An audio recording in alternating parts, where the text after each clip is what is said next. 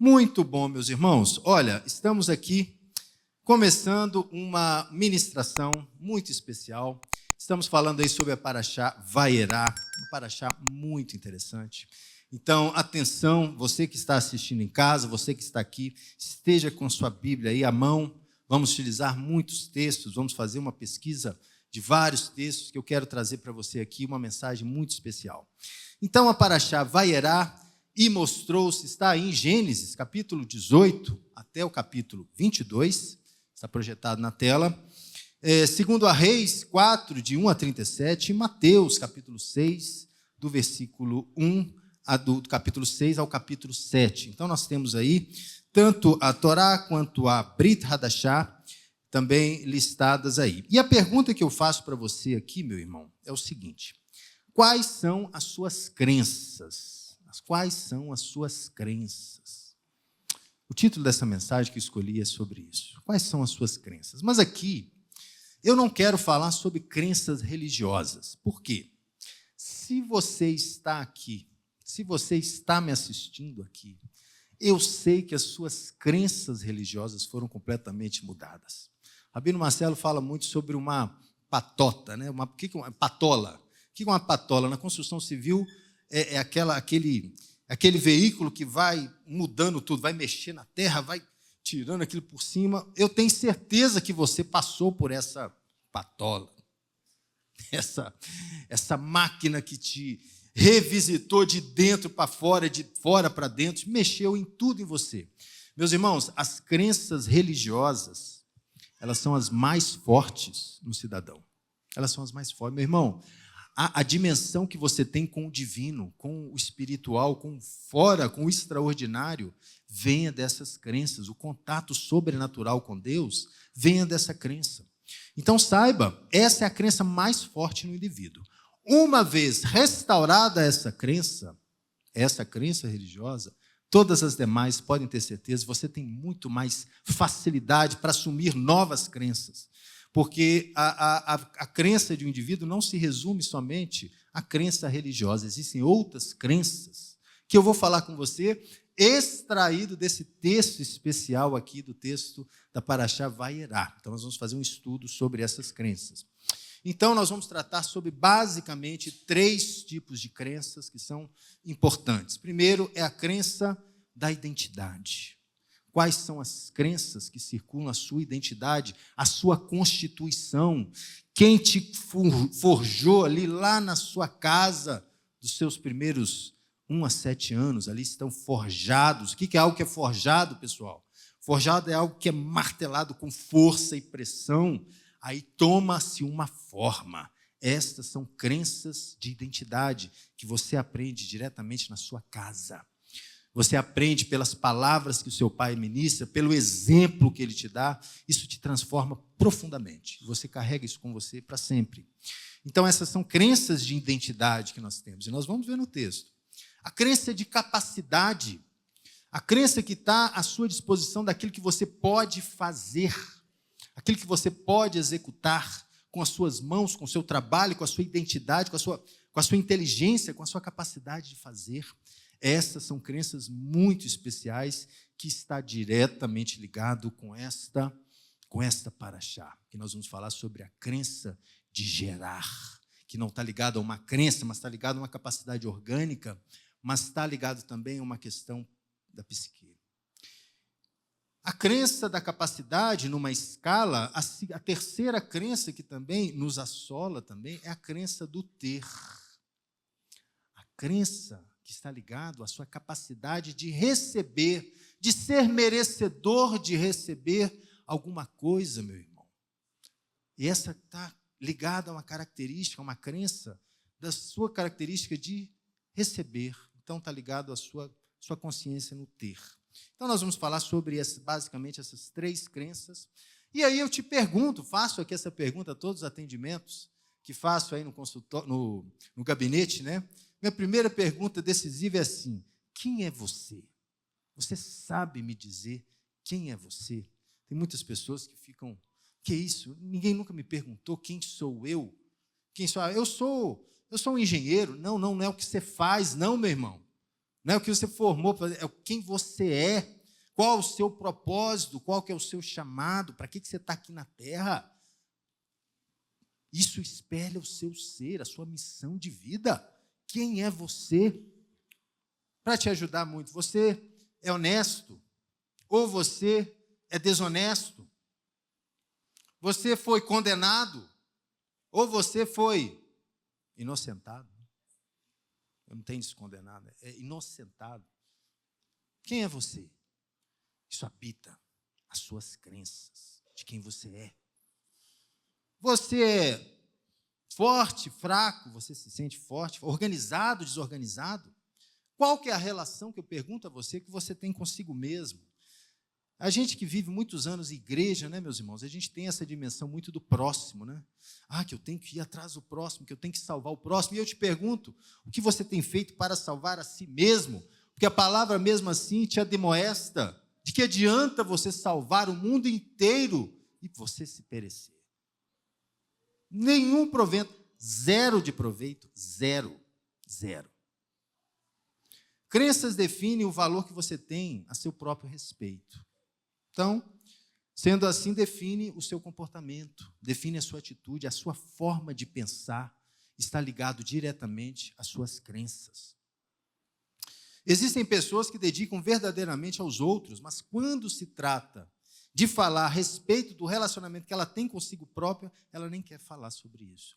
Então, eu quero te chamar a atenção e quero te fazer, sim, uma análise sobre esse texto de Vaierá, dessa paraxá, dessa porção, da vida e do comportamento de Sara, de Sarai, no primeiro momento, e Sara, no segundo momento.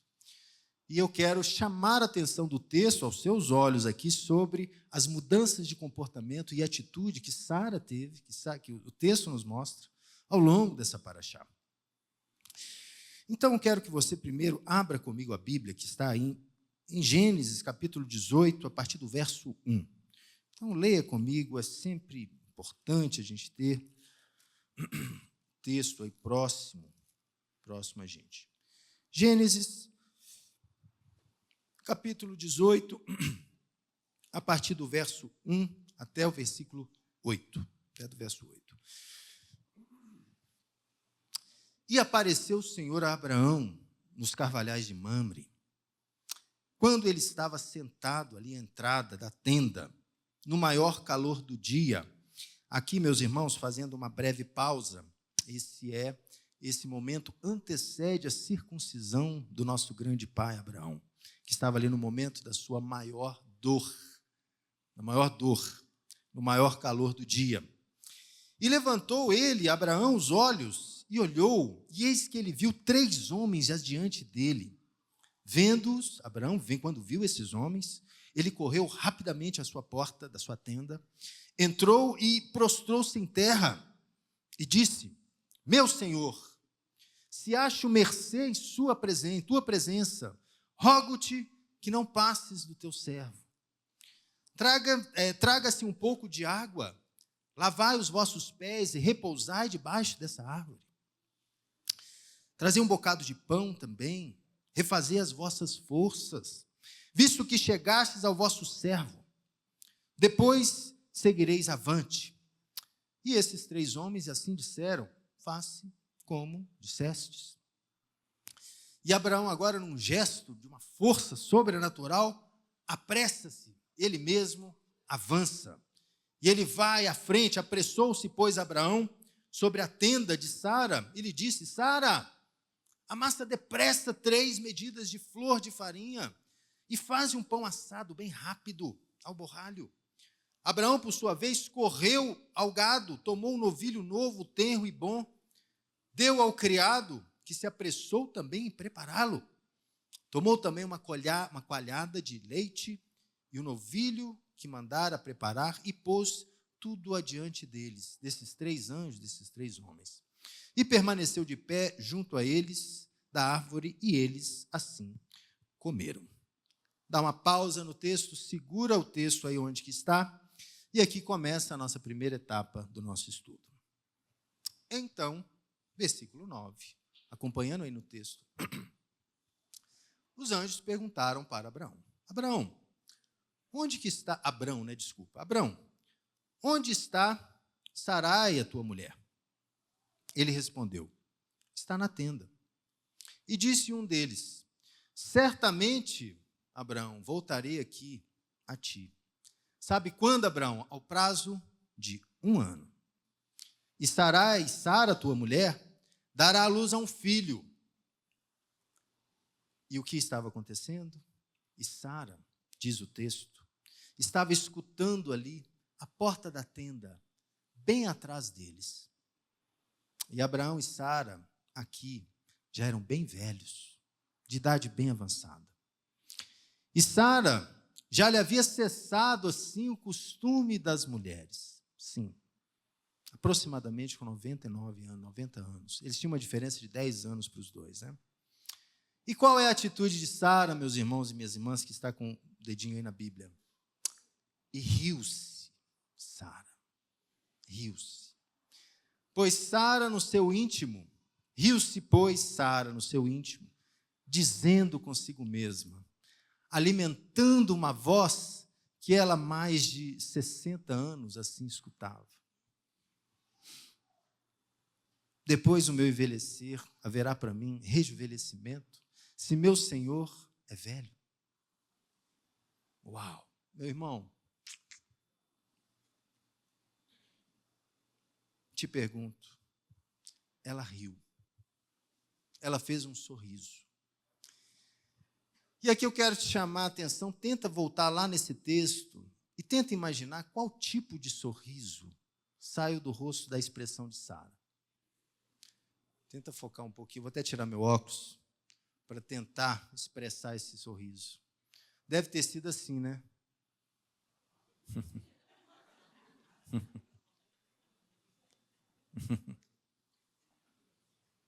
Você já fez esse sorriso? Muitos de nós fizemos esse sorriso há pouco tempo, né?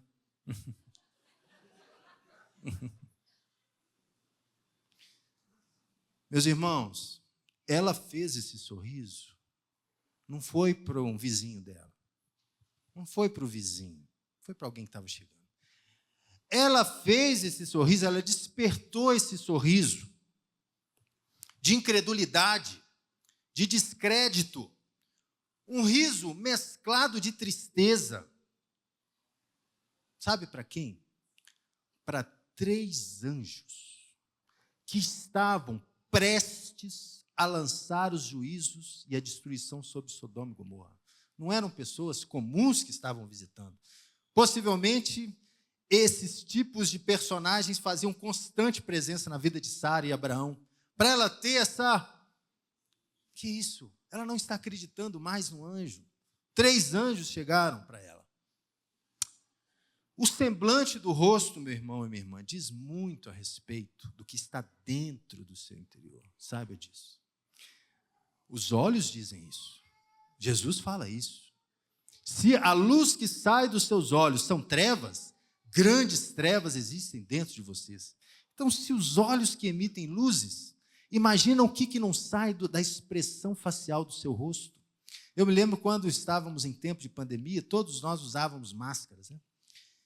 E não dava para saber se a pessoa estava rindo ou se estava triste, você estava conversando com a pessoa, o que a pessoa estava falando em língua para você. Não dava para saber.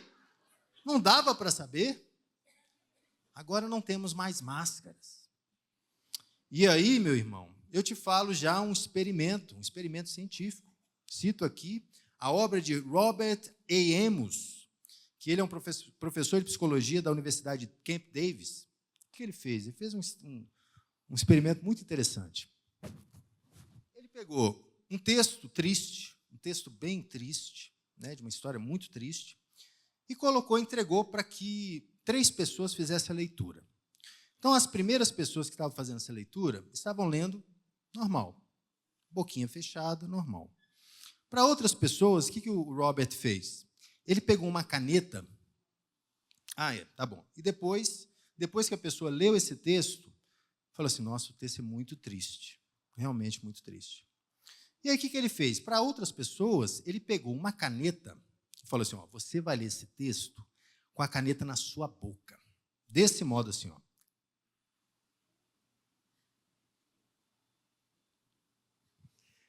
Você vai ser obrigado a sorrir lendo esse texto. A caneta, lá no fundo, daria isso. Qual que foi a opinião que as outras pessoas que leram o mesmo texto triste tiveram? O texto não é tão ruim assim. O texto não é esse, é um experimento científico que foi feito. Provando o quê? Que esses músculos da face, meus irmãos, quando você os movimenta com alegria, solta a alegria, isso prova, isso traz uma memória no seu cérebro, dizendo que você está feliz. Interessante. É um estudo científico que foi feito. Então, pensa comigo. O semblante do seu rosto diz muito a seu respeito. Então, Sara, ali nesse primeiro momento, não quis, de modo nenhum, esconder a sua tristeza. E pior, né? Os anjos assim perguntam para ela: Sara, por que você está rindo? Ela fala: não estou rindo, não. Está rindo, sim. Aí no verso 15, os anjos chamam a atenção: não, Sara, você riu de maneira estranha aí, nós vimos. Não, então passou. Vou trazer um outro exemplo para vocês aqui. Ó. Olha, leia comigo essa tirinha que fala muito a respeito sobre isso. Olha essa tirinha que está aí. Nosso amigo Charlie Brown. O que o Charlie Brown fala? Vou fazer a voz dele, tá? Para a gente entender melhor. Esta é a minha postura de ser deprimido. Quando você está deprimido, o jeito que você fica faz toda a diferença. Sabe, a pior coisa que você pode fazer quando você está deprimido, a pior coisa que você pode fazer é ficar ereto, é levantar a cabeça. Sabe por quê? Porque aí você começa a melhorar. Então, se você acha legal ficar deprimido, você tem que ficar assim. Meus irmãos, sua postura corporal diz muito a esse respeito. Às vezes a gente pega membros aqui, assistindo a palavra, escornado, parecendo que está deitado na cama. Ei, postura! Levante, endireita o corpo. Você está recebendo a palavra de Deus. A postura diz tudo a seu respeito, meu irmão. E quem já passou comigo em atendimentos pastorais sabe aí que o primeiro é a chacoalha. Coloca em dia aí. Endireita o corpo. Isso diz muito o que está dentro de você. Diz muito a esse respeito. Entretanto, meus irmãos, a história não muda. Mesmo estando com uma nova postura, Sara era estéril. Esse é o fato. Está aí registrado em Gênesis, no capítulo 11, no verso 30. Foi dito esta verdade, mas tudo indica que ela não sabia. Veja bem, Abraão, pelos relatos bíblicos e Torá, Mishnah, tudo que se fala, Abraão não teve outras esposas como os outros patriarcas tiveram, né? Então, a questão da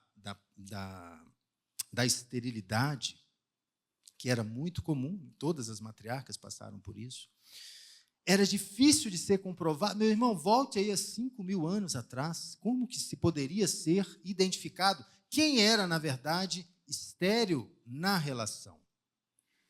Então, tudo indica que ela não sabia. Então, ela precisava de ter uma prova. Quem sabe, no seu imaginário, ela precisaria de ter uma resposta. O que está acontecendo? Será que o problema é comigo?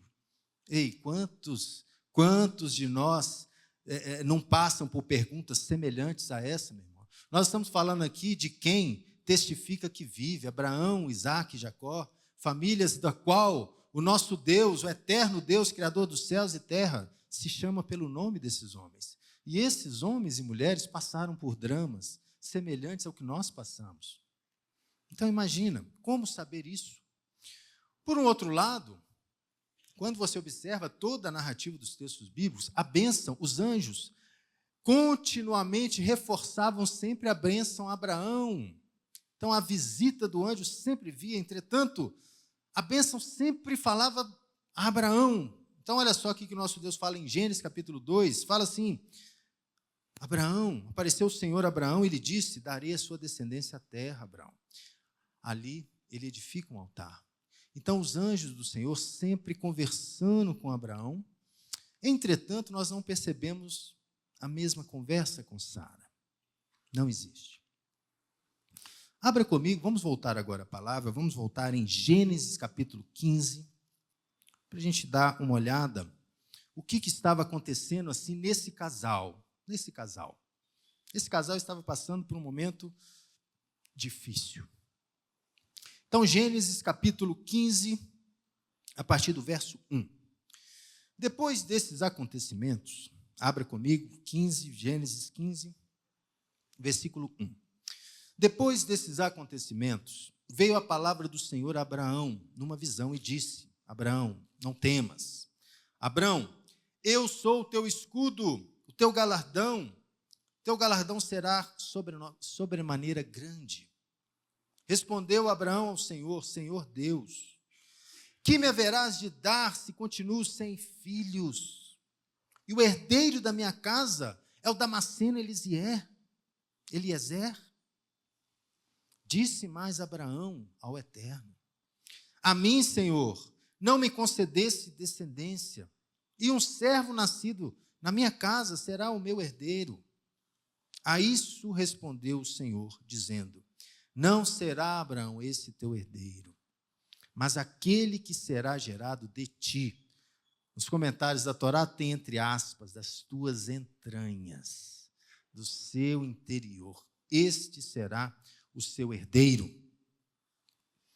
E aí, o nosso Deus conduz Abraão afora da tenda e passa a ele uma prova. Abraão, olha para os céus, medita, olha para os céus. Então, continuando o texto, então conduziu até para fora e disse: Abraão, olha para o céu e conta as estrelas, se você pode contar, Abraão. E disse: será assim a tua posteridade.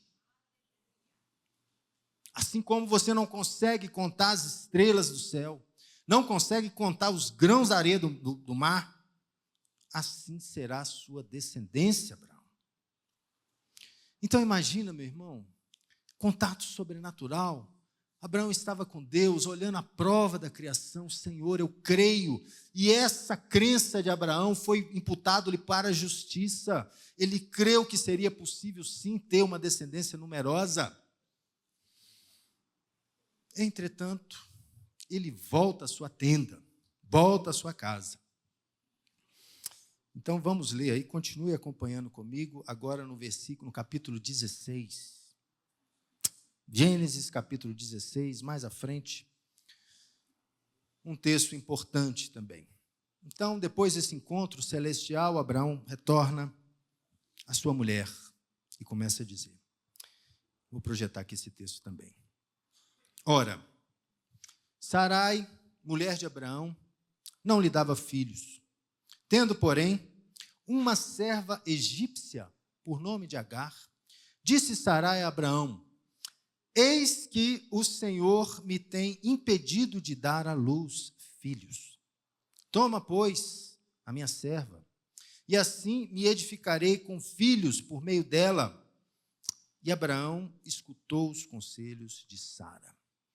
Meus irmãos, uma pausa nesse texto. Eu percebo aqui nesse texto uma mistura, um mix de uma enorme pressão, de uma necessidade de resposta, que eles escutavam a bênção continuamente, meus irmãos. Sara sabia que a bênção viria, mas aqui existe sim uma pressão pelo tempo, o envelhecimento está acontecendo, paulatinamente, gradativamente estão ficando cada vez mais velhos. Então ela sente, eu sinto nesse texto que está projetado, uma pressão, eles precisavam dar respostas. E aqui eu te pergunto, para quem você tem dado respostas nessa terra, meu irmão e minha irmã? Sabe para quem que você tem que prestar contas nessa vida? É só para o eterno. Nós não devemos prestar esclarecimentos, seja É claro que eu tenho a minha esposa, a gente tem cumplicidade, nós vivemos numa sociedade que tem regras, que tem lei, que tem constituição, nós seguimos, sim, as regras, né? Nós jogamos as quatro regras do jogo, nós somos, não é mesmo?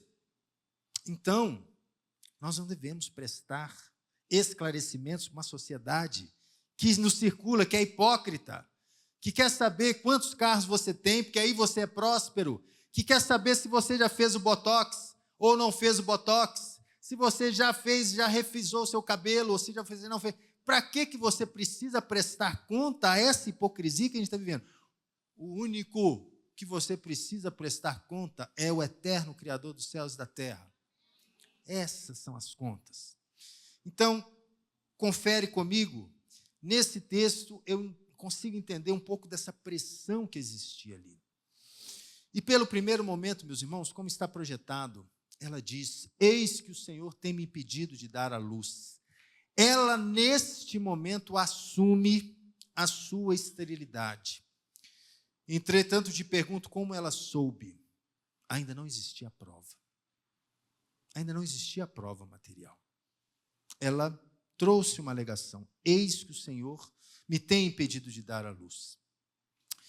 Então, esse texto é o prenúncio de uma realidade que Sarai, estava prestes a assumir.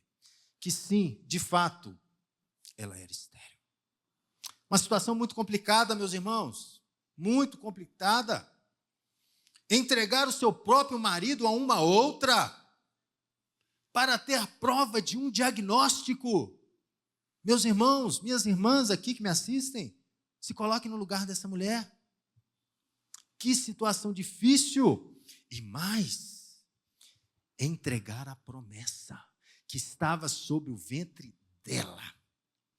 Transferir esta bênção que estava prometido ao ventre dela a uma outra, a uma terceira. Ela estava prestes, meu irmão e minha irmã, a abrir daquilo que era mais precioso, o vínculo mais íntimo. Ela estava ali prestes a abrir mão. Acompanhe comigo no texto, continuando no texto de Gênesis 16. Leia comigo a partir do verso 3. Então, Sarai, mulher de Abraão, tomou Agar, sua serva egípcia, e deu-a por mulher a Abraão, seu marido, depois de ter ele habitado por 10 anos nas terras de Canaã. Abraão a possuiu, e ela sim concebeu. Vendo que ela quem, meus irmãos? Agar. Vendo que ela havia concebido, foi a sua senhora, quem que era a senhora de Agar? Sarai, e começou a desprezá-la por inteiro. Meu irmão, virou o jogo completamente. Agar agora estava com uma vingança a ser lançada sobre Sara. Agora, sobre o ventre de Agar estavam duas comprovações, sim, que a tua senhora não tinha capacidade de gerar. Agar foi a prova material da incapacidade de Sara. A prova material. E pior, o cumprimento da promessa estava no ventre da egípcia. Meu irmão, minha irmã, que situação é essa? Que situação desesperadora que Sara está adiante. Papéis invertidos. O papel foi completamente invertido. Isso leva-nos a entender uma relação muito interessante também. Veja, todo aquele que rejeita é rejeitado. Isso, faça um exame de consciência na sua vida. Se você hoje rejeita alguém, você já foi rejeitado. Se você humilha hoje alguém, é porque você foi humilhado. Meu irmão, isso habita no nosso imaginário. Pode ter inconscientemente. Isso faz parte do nosso comportamento e das nossas atitudes. Vale a pena uma reflexão e uma análise com esse texto, porque agora chegou a hora da devolução. Agar está devolvendo para ela o quê? Rejeição. O que Sara faz com Agar? Devolve rejeição também. Acompanhe comigo aí no versículo 6 ao 3. Olha lá. Disse Sarai a Abraão: seja sobre ti a afronta que me fez sobre mim.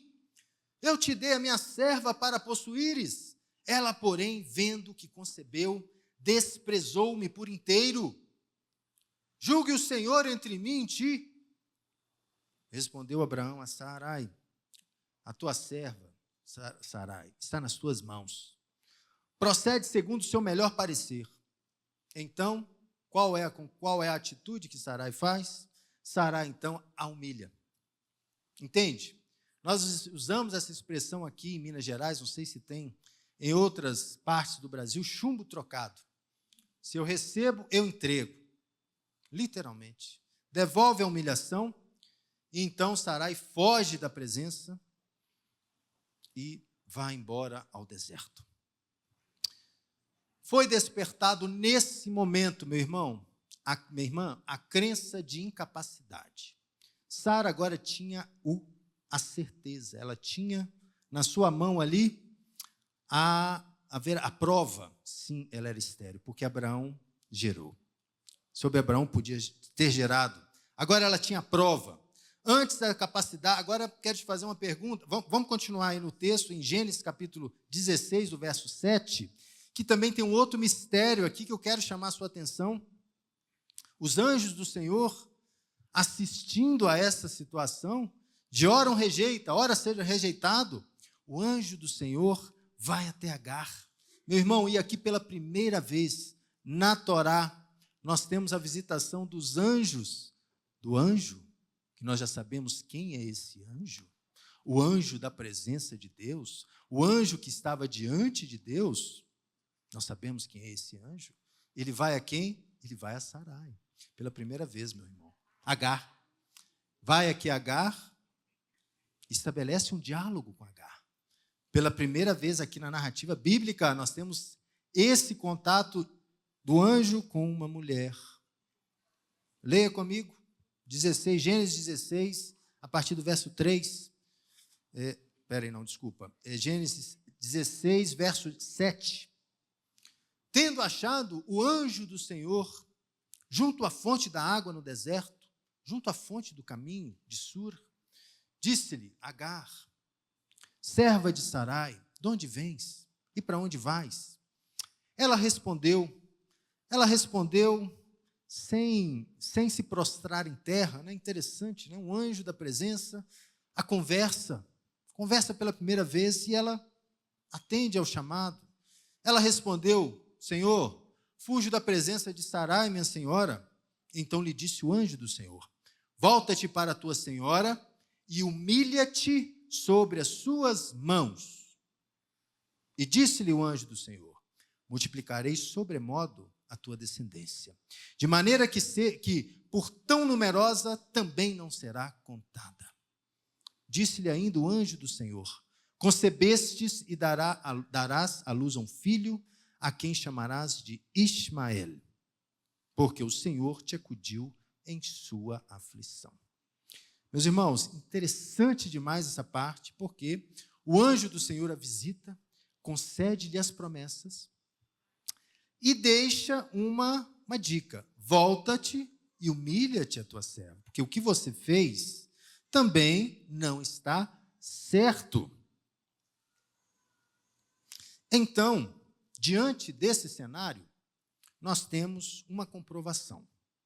Agora, Sarai tinha certeza, sim, da sua incapacidade de gerar filhos. Agora ela tinha uma prova. Meus irmãos, eu trouxe aqui para vocês uma pirâmide que trata, uma pirâmide do indivíduo.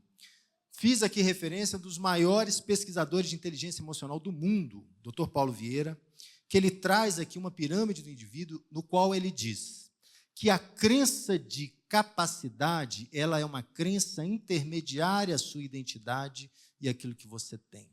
Sara estava atingida em sua crença daquilo que ela pode fazer, daquilo que ela pode gerar. Meus irmãos, esta crença de fazer é uma crença muito forte em nós, muito forte em nós. Eu digo isso como igreja. Recebo várias pessoas aqui que chegam ao ministério, que querem trabalhar aqui no ministério, e as pessoas chegam, o que a gente tem que fazer? O que a gente tem que trabalhar? Qual é o ministério que a gente tem que fazer? Uma crença só de fazer. Eu falei, calma, meu irmão, busque entender primeiro o seu propósito. Aqui é uma casa que vai trazer para você primeiro uma reflexão de onde você está, para onde que você vai. Existe uma doença chamada excesso de trabalho, sim. Somos acostumados a querer fazer, e pior, somos reconhecidos somente pelo que fazemos e não pelo que somos. É difícil? É difícil. Sara estava passando por esse drama. Ela estava sendo atingida na sua capacidade de gerar, de produzir. Quantas e quantas pessoas eu já atendi também? Atendi médicos, administradores que eram formados, foram formados em medicina, mas não se consideravam médicos, não se consideravam administradores. Vou dar um exemplo para vocês. Vamos pensar. Vamos chamar aí, vamos ir para um clube de tiro, tá? Então, nós vamos aqui, eu vou passar para você a instrução, tá? Nós vamos aqui manusear um rifle. Nós vamos atirar num clube de tiro. Então, eu vou te ensinar como você faz a manutenção do rifle, como você vai armá-lo, como você vai desarmá-lo, tá? E vou falar, olha, ali está o alvo, você vai atirar nesse alvo de papel. Então, treine, vou te dar a munição, você vai fazer continuamente. Então, eu estou te capacitando na sua identidade de fazer. Você está capaz, você é capaz de manusear um rifle. Agora, depois que você passou esse treinamento, está acertando o alvo precisamente. Eu vou te falar assim, agora eu vou te pegar e vou te colocar lá na Ucrânia. E você vai abater soldados russos. Hã? Espera aí. Não, eu não sou soldado. Entende? Onde que está a crença? Você sabe manusear uma arma, mas você não é habilitado a assassinar o seu próximo. Entende? Esta é a crença. O seu ser, a base do seu ser, é que te permite fazer. Entende? Você vai ser uma mãe, sim, mas se essa capacidade de gerar não está dentro de você, não adianta você fazer e fazer e fazer e fazer, se a capacidade de gerar não está dentro de você, não está na sua essência, não está no seu ser, na sua identidade. Entende? Sara, nesse momento, estava sendo profundamente mexida na capacidade de fazer, desprezada, sim, rejeição trazendo ali na sua vida. Então, meus irmãos, olhando para esse gráfico, você percebe que aquilo que você pode fazer é permitido pelo que o seu ser, que a sua identidade te permite fazer. Não adianta você ter a habilidade, sendo que a sua identidade assim não reconheça. E numa cadência, numa subida, obviamente você vai ter aquilo que o seu fazer está predisposto a entregar, que é o que o seu ser lhe permitiu a fazer.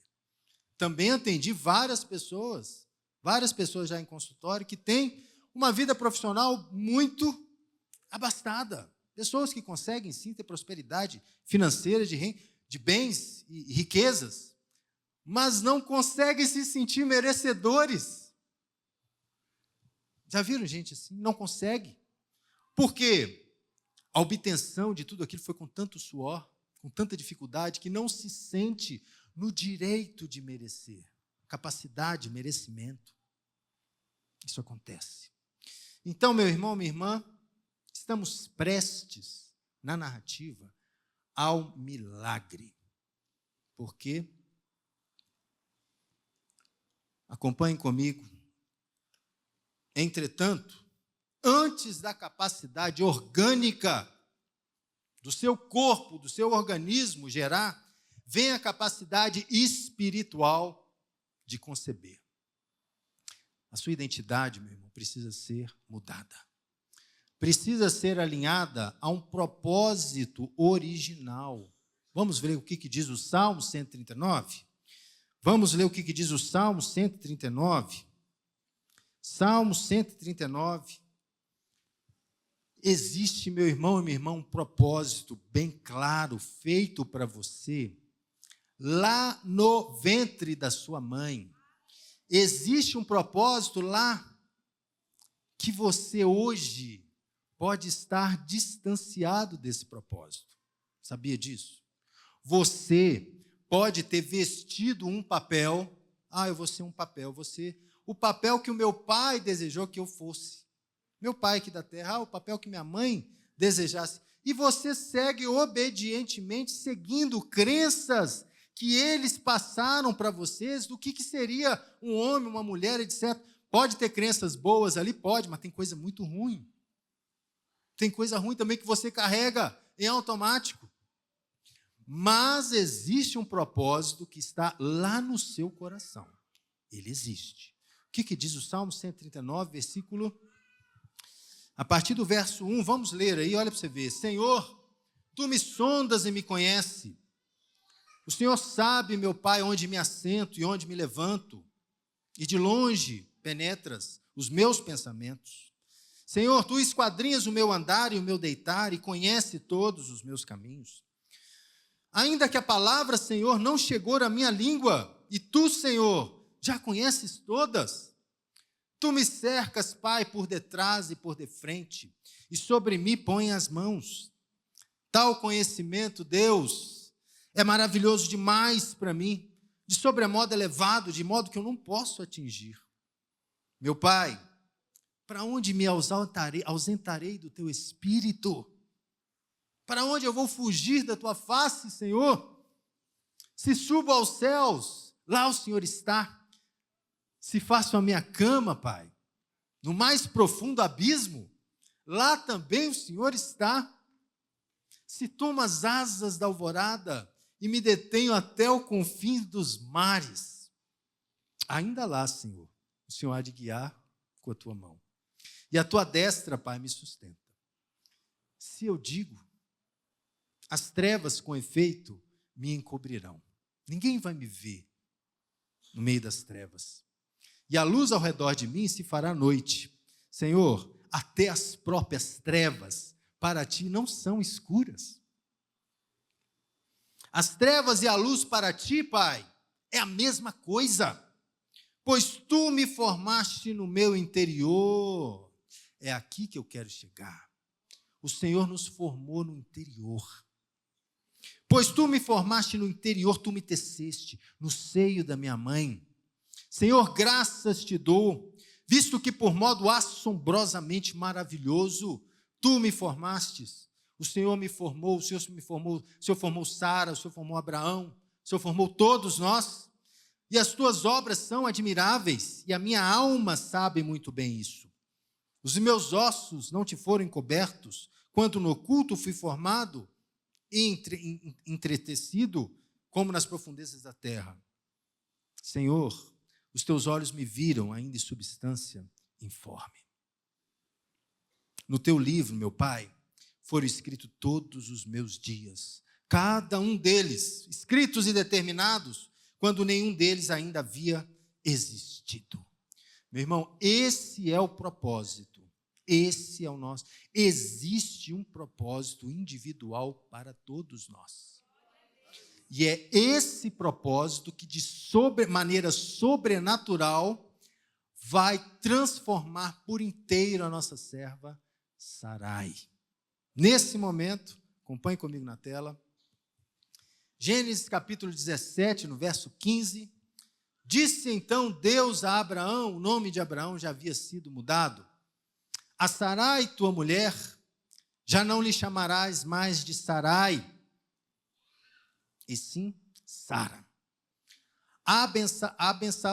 Abençoá-la-ei, e dela te darei filhos. Sim, eu a abençoarei, e ela se tornará nações. Ela se tornará nações. Rei de povos procederão dela. Existiu aqui, meu amigo, minha amiga, meu irmão, uma mudança profunda de identidade. Não temos tempos para saber como, mas o nome mudou. Teve um novo nome. Uma pessoa passou a se chamar por outra. Uma nova identidade foi cunhada. E Abraão aqui, novamente, também ri. Lembra que nós começamos aquele riso amarelo que fiz para vocês? Abraão também aqui solta um riso. Mas os rabinos, comentário rabínico diz que não foi um riso, um sorriso amarelo, não, foi um sorriso de alegria. Porque ele teve no seu coração. Então se prostrou Abraão com o rosto terra e riu-se. E disse consigo: a um homem de 100 anos, pai, haverá de nascer um filho, dará à luz Sara, com seus 90 anos de idade. Percebe, meu irmão, como que a crença de incapacidade ainda estava firme, ainda no coração crente de Abraão? Ainda repousava sobre ele a dúvida. E agora, meu irmão, vem o milagre. Está pronto para receber o milagre? Esse é um milagre. O milagre acontece quando uma natureza é transformada. Somente assim você está preparado, meu irmão e minha irmã, essa natureza, essa sua identidade, essa base, essa constituição do seu ser vai ser enormemente transformado, eu tenho certeza. Da mesma forma como o nosso Deus agiu e continua agindo, da mesma forma Ele vai agir com você, nas suas fraquezas, nas suas inquietudes, nas suas debilidades. Receba, meu irmão, esta mudança, haverá sim uma transformação, uma virada de chave que vai ser brutalmente impactada na sua identidade. Então, aleluia. Então, visitou o Senhor a Sara, como lhe dissera, ao milagre aí, meu irmão. E o Senhor cumpriu o que lhe havia prometido, e Sara concebeu-lhe e deu à luz um filho a Abraão em sua velhice. E no tempo determinado. Atenção ao tempo determinado. De que Deus lhe falara ao filho que nasceu, que Sara lhe dera à luz, pôs-se Abraão o nome de Isaque. A promessa concretizou, meu amigo. A promessa existiu, ela pode existir. E aqui, nós começamos a falar sobre riso, não foi? Um riso amarelo. Um riso que não saiu, né, como deveria ter saído. Então, eu queria chamar você a ficar de pé, por gentileza, que você ficasse de pé, para que possamos, sim, também dar essa unção. Porque a matriarca Sara, ela nos comissionou nessa paraxá a fazer um ato. Ela nos comendou. Não sei se nessa casa já foi feito esse ato que eu vou fazer aqui. Então, experimente, será inédito. Olhe comigo. Tinha Abraão 100 anos, quando lhe nasceu Isaque, seu filho. E disse Sara, isso está no texto, Gênesis capítulo 21, do verso 5 ao 7. E disse Sara: Deus me deu motivo de riso, e todo aquele que ouvir isso vai rir-se juntamente comigo. Então vamos rir. Sara, você venceu! Sara, ninguém acreditava em você, Sara! Você venceu, Sara! Todos que não acreditavam em você, você gerou, Sara, você amamentou! Sara, com 100 anos, você carregou Isaac. Você realizou o seu sonho.